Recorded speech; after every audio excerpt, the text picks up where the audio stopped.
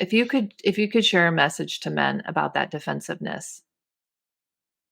Yeah, I mean, I feel like there's this cycle, right? We get in once you get on this negative path, it's like the I'm gonna use a triggering word, so I mean I feel like I'm in a safe space, like this cycle of nagging and defensiveness, and it just starts to swirl. And then I think, like you said, the expected response then is defensiveness. Like the expected response is when I'm talking to him, like he's just gonna put up the armor, the walls. And so to your point, to start with, hey, I'm really interested in you.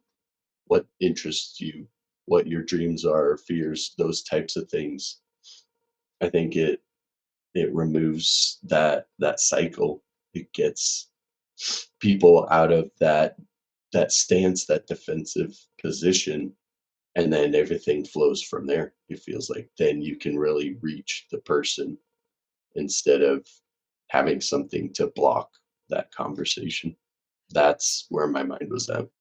Okay, so you're saying, I'm going to try to reiterate, so that a man can actually demonstrate his strength by offering that to her rather than his defensiveness.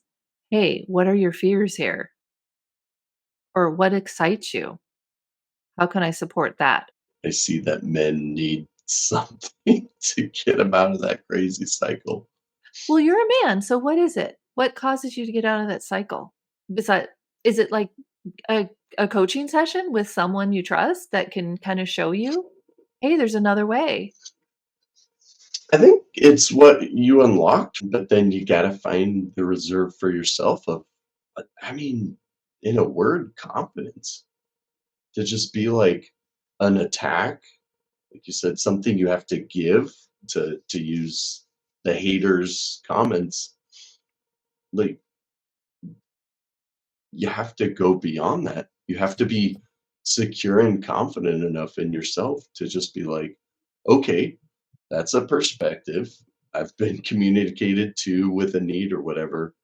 But to transcend that, to be in your highest self, right?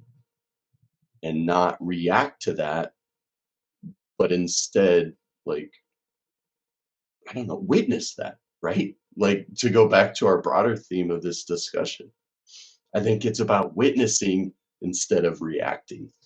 Many men that I've interacted with that express these same views that you just shared, they're just at a point where all they do is react, because then it's like, well, if I react, I can't be attacked. I can't be on my back foot.